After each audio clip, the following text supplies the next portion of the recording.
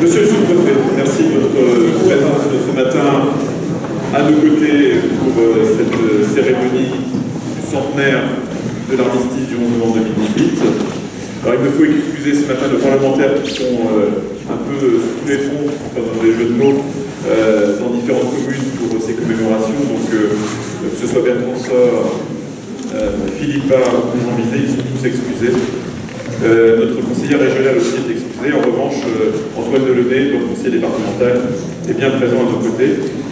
Je salue aussi parmi les personnes dans l'Assemblée les forces de l'ordre, gendarmes qui sont présents, et notamment le commandant Jean-Fils qui fait son premier au novembre, finalement en Avranches, en famille d'ailleurs. C'est vraiment sympathique de pouvoir vous accueillir tous ici. Je salue aussi les amis pompiers avec qui vous avez demandé pour fidèle au poste, et puis le capitaine des Souala qui doit être l'intervention. Ah, il est parti en intervention. Ça, c'est pour là que les pompiers qui sont intenables. Voilà. C'est compris à droite et à gauche, mais c'est pour le bien commun, et en tout cas, merci pour votre engagement. Je salue aussi le père d'Estrée que j'ai aperçu qui doit être ici, d'être présent également. Je salue nos associations patriotiques qui sont toujours fidèles au poste avec leurs deux présidents, donc Michel Batteur et Christian Logel, Guy Enfray aussi, qui est le représentant local du Souvenir français.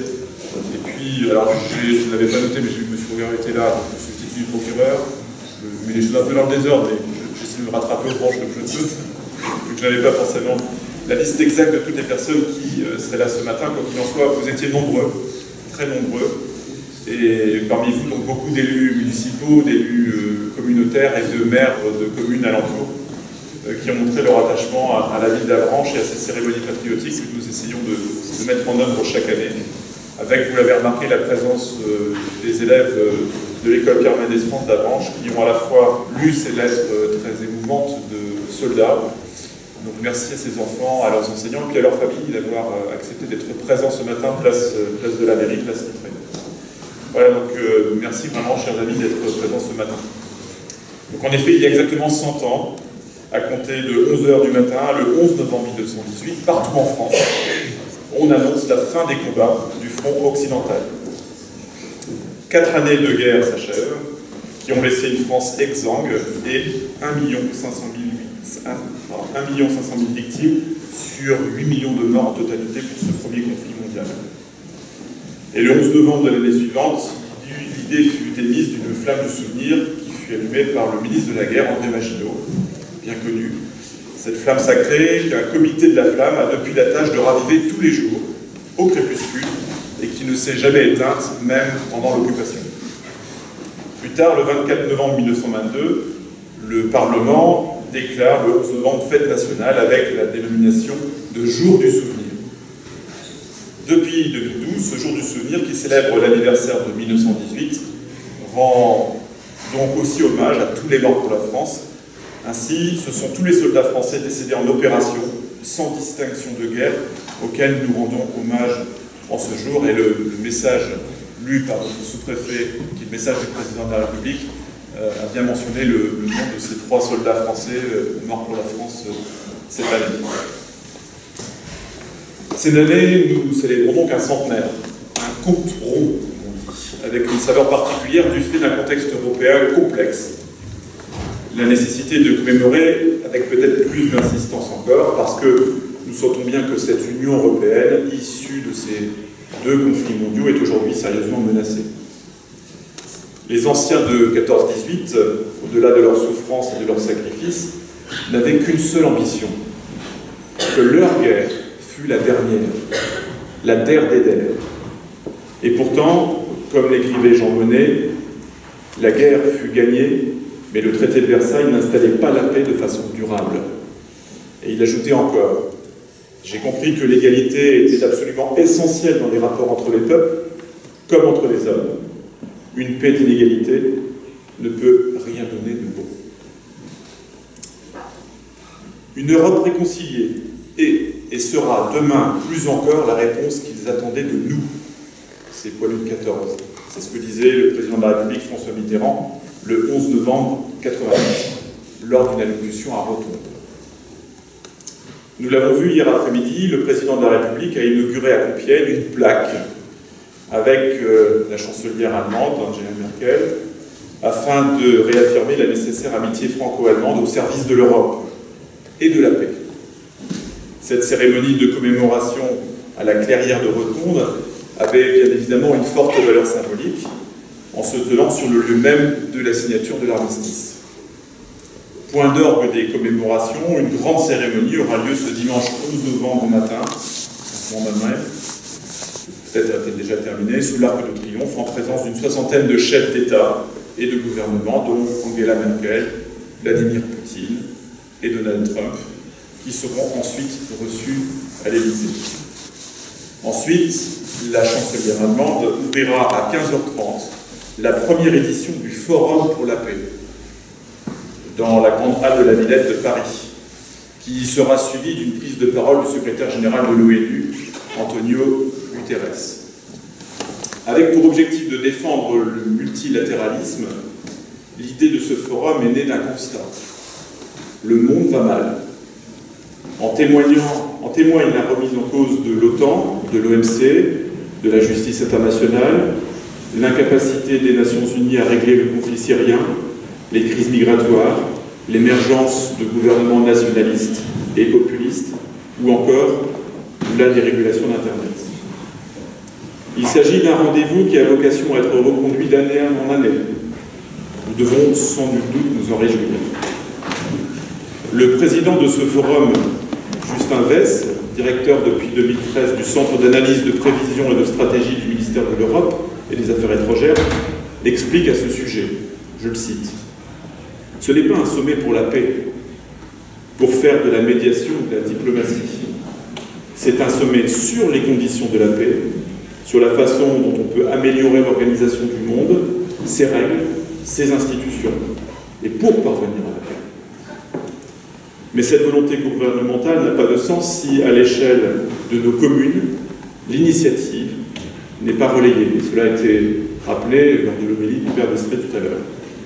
En effet, je suis convaincu qu'Avranches doit contribuer à cette mission européenne internationale en maintenant et en développant ces liens d'amitié et toutes les coopérations possibles avec Korbach en Allemagne et aussi toutes ces villes jumelées ou amies de Crediton, de Saint-Hélier, de Chester ou Riolo Terme en Italie. Et plusieurs représentants de ces villes amies, se sont retrouvés ici même au mois de septembre pour précisément réaffirmer notre souhait d'unité et de relations d'amitié à l'échelle européenne. Il est en effet de notre devoir d'œuvrer dans ce sens en souvenir de cette guerre meurtrière que nous ne pouvons plus connaître sur le sol européen, ni ailleurs du reste. Nos monuments, nos commémorations sont des biens précieux. Ils constituent un patrimoine républicain et mémoriel essentiel qui doit s'inscrire de manière intelligible dans nos espaces publics, de façon à questionner de manière permanente notre douloureux passé. Et l'enseignement de l'histoire, sous toutes ses formes, doit demeurer une cause nationale majeure, car l'histoire demeure l'outil indispensable de la construction de nos mémoires collectives. Et je me réjouis qu'un peu partout des initiatives fleurissent pour garder bien vivant le souvenir de ces souffrances humaines. Force est de constater que ce centenaire a donné lieu à de nombreuses manifestations proposées localement pour accompagner ce centenaire, précisément. Il y a notamment la parution de la thèse de doctorat de Jérémy Allais, un collègue qui travaille aux archives départementales. Son livre s'appelle « Des Normands sous l'uniforme », qui, avec le soutien de la ville et de la communauté d'agglomération, a donné lieu à une belle publication que je vous conseille vivement d'ailleurs. Et cette thèse fait la synthèse de ce que vécurent les 30 000 hommes mobilisés dans le Sud-Manche. 30 000 hommes. De cette somme dédiée à nos poilus, nos soldats du Sud-Manche, ressort leur condition très majoritairement rurale qui a impliqué un taux de perte important avec 18% de soldats tués. Sur les 30 000 hommes, 18% ont leur nom qui figure aujourd'hui sur le monument aux morts. Donc, nombre important du fait d'une affectation massive des agriculteurs dans les rangs de l'infanterie, arme la plus exposée aux dangers et aux combats. Au cœur de la recherche scientifique, ce sont de véritables portraits d'hommes et de soldats qui surgissent des ténèbres de la Grande Guerre, 35 dossiers documentaires de poilus qui ont été exploités pour cette étude, Chacun d'eux laisse apparaître un contexte familial et professionnel, un parcours de guerre où s'entremêlent épreuves physiques, combats et relations épistolaires avec l'arrière. Et cela renvoie bien évidemment à ces lettres qui ont été lues par les élèves il y a quelques instants.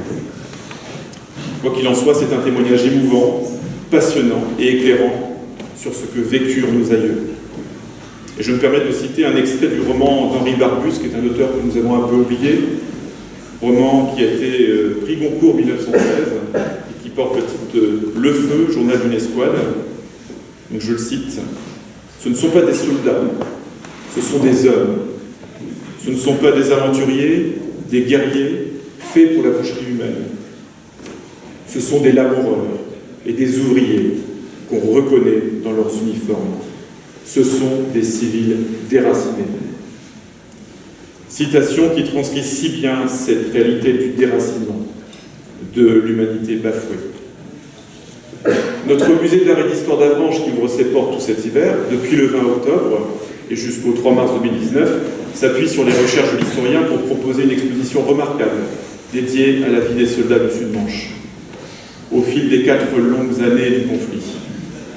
À l'occasion de ce centenaire de la fin de la Première Guerre mondiale, au moins de l'armistice, la ville d'Avranches consacre une exposition assez poignante sur nos soldats du Sud-Manche, pris dans la Grande Guerre. Et grâce à la plantation de nombreux documents originaux, des lettres, des journaux, des affiches, des objets qui ont été confiés par des familles, l'exposition suit le parcours des conscrits depuis la mobilisation, la vie dans les tranchées, jusqu'au retour au foyer, s'appuyant sur ces recherches récentes. Enfin, une autre initiative mérite d'être signalée ce matin, celle de l'association Résonance, qui a fait parler d'elle dans la presse locale. Cette association a été créée en 2015, en juillet 2015, suite à une rencontre. Au cours d'un échange avec nos amis de Crediton, en Angleterre, Rod Brooks, qui est professeur et qui organise dans sa ville des événements culturels, nous a proposé de participer à un projet grandiose. Créer un spectacle commun avec la ville allemande, avec une ville allemande, la ville de Fulda, et la ville de Crediton. Le thème, la guerre de 14-18, vue de l'arrière dans les 3 pays européens en guerre, donc l'Allemagne, l'Angleterre et la France. Au fil des mois, le projet s'est nourri de nombreuses recherches et de rencontres. Malheureusement, si le projet de dimension européenne initialement prévu n'a pas pu voir le jour, faute de moyens pourtant attendus et espérés avant le Brexit, l'équipe française a continué à travailler sur ce projet qui se traduit aujourd'hui par une pièce de théâtre remarquable, baptisée Les Absents. Spectacle qui s'appuie sur les témoignages authentiques de civils restés à l'arrière dans l'attente du retour de leurs absents, père, fils ou époux. Cette pièce de théâtre remarquable qui a et sera proposée une dizaine de fois dans tout l'espace communautaire est un merveilleux hommage, une belle façon de célébrer ce 100e anniversaire de l'armistice de 1918. À travers ces diverses propositions que je souhaitais énumérer ce matin pour rendre hommage à leurs auteurs, il y a, nous voyons bien, une volonté populaire de commémorer, d'expliquer et de transmettre. Transmettre cette mémoire de la Première Guerre mondiale, une volonté de faire vivre les leçons du passé. Et c'est bien en examinant les mécanismes des origines de la guerre, en humanisant les récits, en les rendant accessibles à tous, et notamment aux plus jeunes, qu'il est possible de demeurer sur le chemin de la paix et de la liberté. En cela, le 11 novembre est un événement patriotique éminemment éducatif, et je crois très sincèrement que le rôle de nos collectivités, mais aussi de chaque citoyen, est bien d'encourager tous ces projets culturels en faveur notamment de la jeunesse, pour la dissuader de suivre les pistes de l'obscurantisme. Merci de votre attention. Vive la République, vive la France, mais aussi, plus que jamais, vive l'Europe.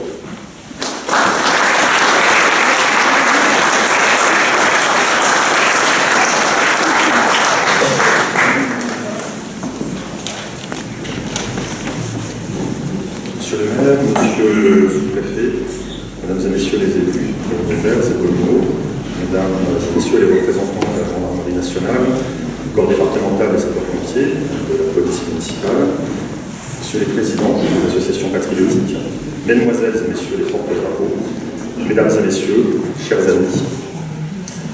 Alors voilà, Nous atteignons enfin, ce 11 novembre 2018, l'épilogue de cet étonnant anniversaire successif que nous avons entrepris de fêter chaque année depuis 4 ans, le centenaire de la Grande Guerre. Un anniversaire dont la singularité ne réside pas seulement dans sa longueur. Il est en effet tout à fait particulier de constater la ferveur immense, l'émotion sincère qui entoure ces commémorations. Un siècle après, elle reste extraordinairement vivace. Et constatant cela, je réponds déjà à la question que je voudrais poser avec vous. Et maintenant? Et maintenant, comment continuer à commémorer 1914-1918?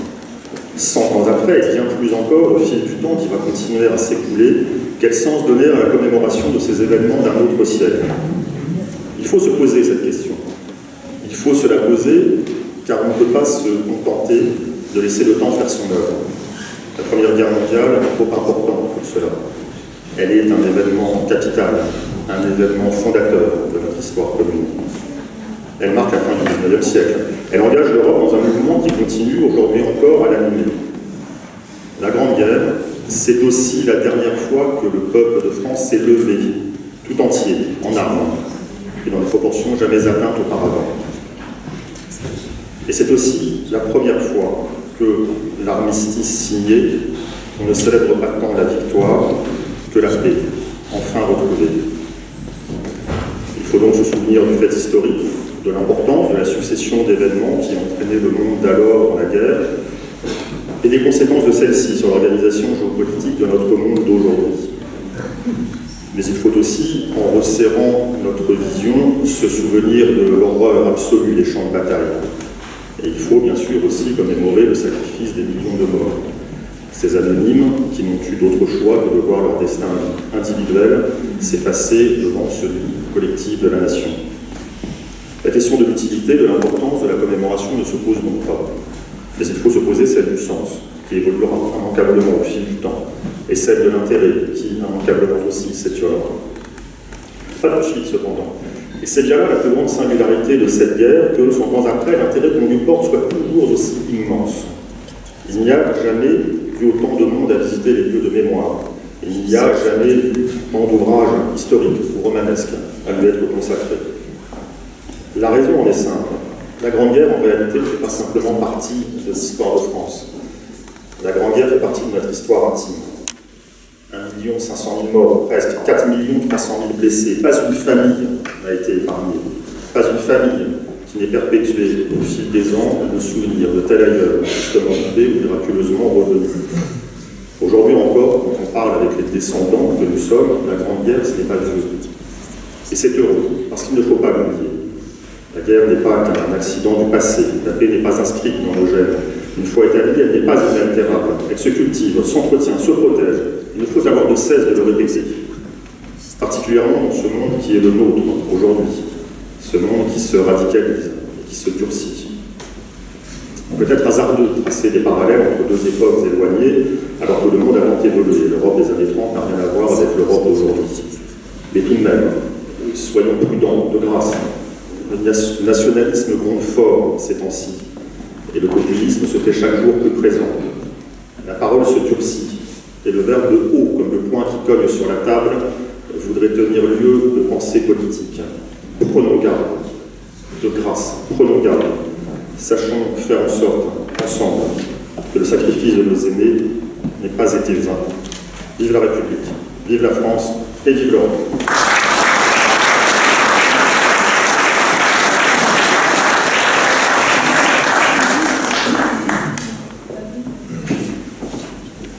Monsieur le conseiller départemental, mesdames et messieurs, vos qualités, je ne vais pas être très long ici en tant que représentant de l'État, je vais juste vous faire part de deux réflexions que cette journée m'a amené cette matinée. J'étais ce matin à Saint-Martin-de-Landelle pour le même exercice mémoriel, et le maire lisait les noms des disparus de Saint-Martin-de-Landelle, une grande guerre. Et sur ce territoire qui a été marqué par la Seconde Guerre mondiale, sur son sol, montre à quel point ces villages ont été aussi saignés, si je peux dire, il n'y a pas d'autre terme, de leur force vive, de ces conflits. forces vives. La liste était impressionnante. Et même ici, dans le Sud-Manche, les villages ont assisté vraiment à une hécatombe dans leur rang. Alors, ça c'est la première réflexion, et c'est la mémoire. Il est très important ici qu'on se souvienne, et vous l'avez dit, c'est vrai que pour les Français, cette mémoire est vive. Il suffit de lire encore une fois la liste de noms très très importants que chaque village de France voit sur son monument aux morts, voit le tribut que chaque village a payé, voit aussi, nous tous, nous avons vécu, nos familles ont vécu dans leur chair ce drame de la Première Guerre mondiale. C'est donc cette mémoire qui s'est parfaitement illustrée ce matin lors des deux cérémonies que j'ai faites, évidemment, celle d'Avranches ne déroge pas la règle. Et puis, deuxième réflexion qui m'a dit, c'est l'espoir. Et alors c'est vrai qu'il y a des signes inquiétants, c'est vrai que les nationalismes reviennent. Et rappelez-vous ce que disait François Mitterrand à la tribune de l'ONU, très peu de temps avant de quitter ses fonctions, le nationalisme, c'est la guerre. Il le disait avec force.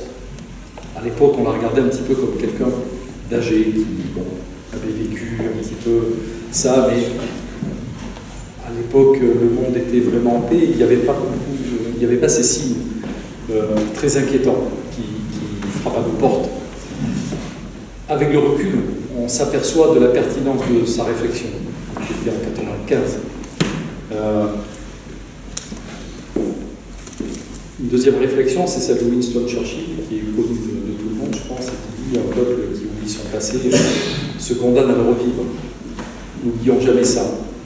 Mais aussi, donc, je disais, la deuxième réflexion, c'est l'espoir. D'abord, l'espoir, et je félicite la population avranchinaise parce que l'affluence de ce matin, c'est une affluence que j'ai rarement vue dans des cérémonies patriotiques. Je vous dis, je ne suis pas sûr que même dans certaines préfectures, certaines villes-préfectures, on voit autant de participation, ce qui montre une conscience collective. Alors, je ne sais pas si c'est parce que votre mère est historien, mais une conscience de l'histoire qui est très impressionnante, et d'avoir des enfants qui lisent ces paroles de Poilu, quel plus bel hommage on peut leur rendre. Donc voilà, cet espoir, c'est que nous tous ensemble, nous, Français, mais aussi Européens, parce que ça appartient maintenant, le mouvement qui doit se lever et qui doit combattre les obscurantismes et les nationalismes doit être à l'échelle européenne, sinon mondiale. Ben, nous tous, nous pouvons faire quelque chose et lutter contre ce qui n'est pas inéluctable. Voilà. Donc je finis sur ce message d'espoir en vous disant à tous merci encore de votre présence et vive la France et vive la République. Merci.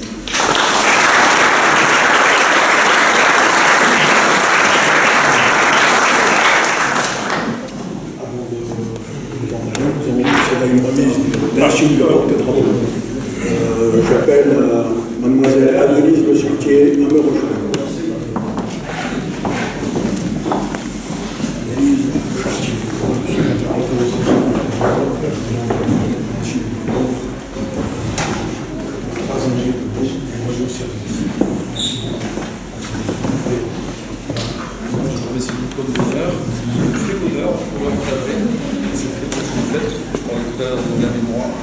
Vous êtes jeune et c'est avec le plaisir et l'honneur pour ce diplôme. On vous félicite.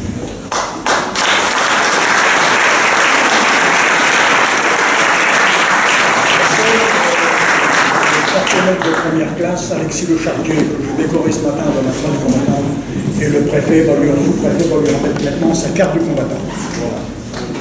La ministre des Armées, je vous remets cette carte de combattant. Sans vous inciter sur ce qu'elle représente, c'est très important. Merci beaucoup. Merci à vous pour votre engagement.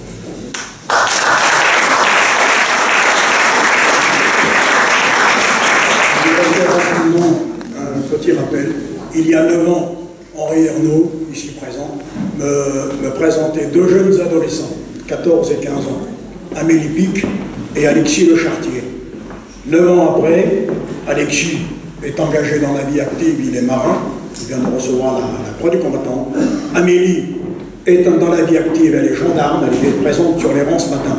Depuis, j'ai recruté aussi Laura Vert, dont le grand-père est porte-drapeau de l'association amicale de la Légion étrangère, certes chez nous à Avranches, j'ai récupéré aussi le fils de notre maire, François Nicolas. Voilà, donc je voudrais qu'on les applaudisse chaleureusement parce que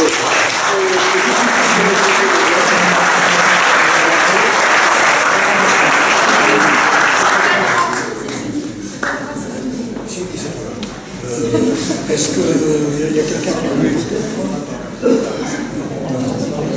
Ce que je propose aussi, c'est que M. Bernier, le deuxième récipiendaire qui peut être dans la salle, nous rejoigne pour la photo, de manière à ce qu'on puisse mettre à l'honneur l'ensemble des médaillés de la matinée. Voilà, je fais félicitations à tous les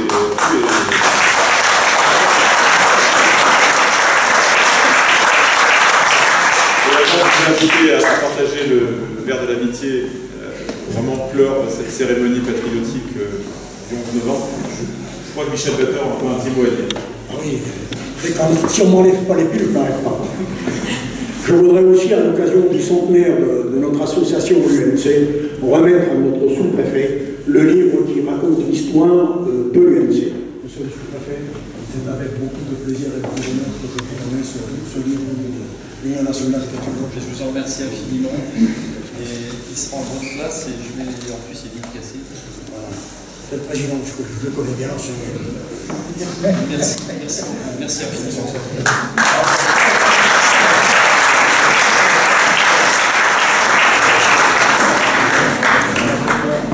Bien, donc ne partez pas, ne quittez pas cette salle avant de prendre un verre et de manière à ce qu'on puisse continuer à échanger sur ce centième anniversaire. En tout cas, merci de votre présence.